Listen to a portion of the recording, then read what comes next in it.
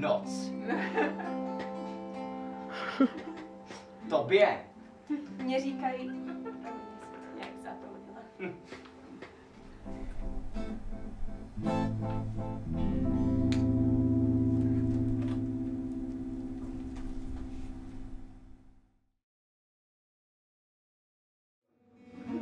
Like Michael Jackson v tom.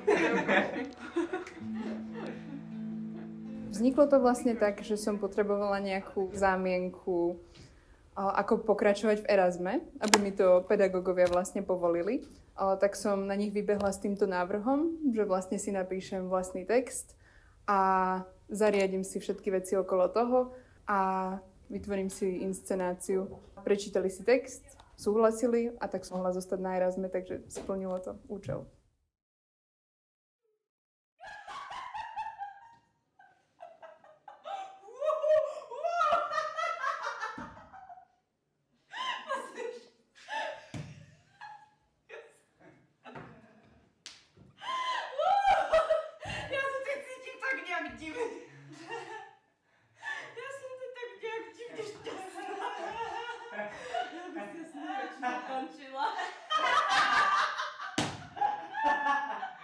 Já jsem už vlastně hrozně dlouho nemluvila vůbec s nikým, kromě mě.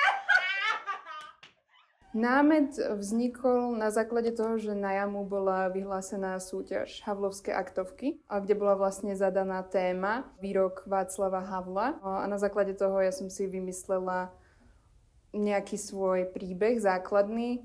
Napísala som to, ale potom som sa dozvedela, že sa vlastne nemôžem zúčastniť tej súťaže, tak som si povedala, že spojím tie dva svoje nápady predchádzajúce dokopy a teda použijem to pre tú inscenáciu v letnom semestri. Ruka, toto nie je dobré.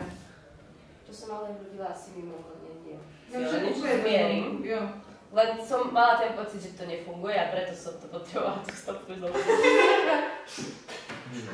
Já si užívám tady tuhle šatnu. My name is Carolina. I'm a stenographer. I just finished my degree of set design and I'm from Huelva, a small city of Spain. Fiktivní, jako jsem já. Mluvíme s tebou tak, jako se nám umíme napodobit každý. We create together the scenography and also help a little bit with the lights. My name is Carmen. I'm from Sevilla, Spain, and I study set design. I'm doing here internship in JAMU. My part was the set design and the costumes, and I helped a little bit in the lights. I was working in the scenography, so I was in the sketches and drawings in the first part, and then we construction, the scenography. I know you. I really enjoy the process. Dasha is a really good director and yeah, I think that all the team is very professional. Není produktem žádné dokonalosti. Je zde slyšet pořád. No, já jsem se v podstatě dostal jak slepý ke kytaře a už jenom ta možnost účastnit se na hudbě k divadlu mě jako člověka, který docela rád hledá nové výzvy, jako nadchla. Vlastne bol zámer dať niektoré beztextové postavy aj iným Erasmus študentom, ale na to som sa popravde úplne necítila, že by som vlastne mala režírovať v angličtine. Vlastne dievčatá scenografky sú zo Španielska. To sa dalo zvládnuť, ale predsa len si myslím, že tá samotná réžia je strašne náročná na komunikáciu, takže na to som si už netrúfla. Víš, já už si i trochu myslela, že úplně šílím. Že už jsem šílená z těch dnů, z té samoty. A hlavně si představí, že třeba můžu být klidně i posledním člověkem na světě. My name is Maria. I'm from Sevilla, Spain, and my studies are scenography. My part is the lighting, but also the set design and the costumes. In the first part, we have to make the design of everything.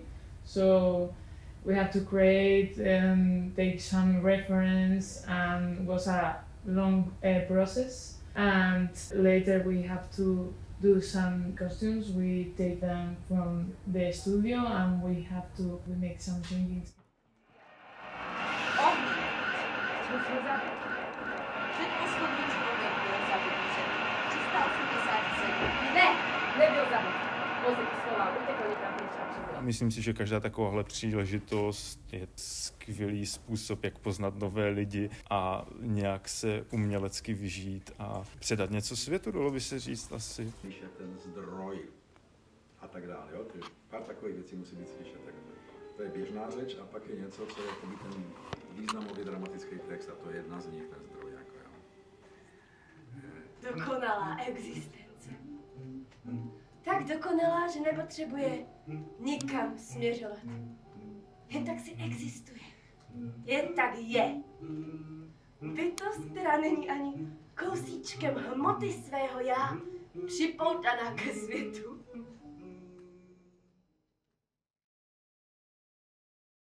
I will come back for sure. In some point of my life, I will come back to Czech Republic.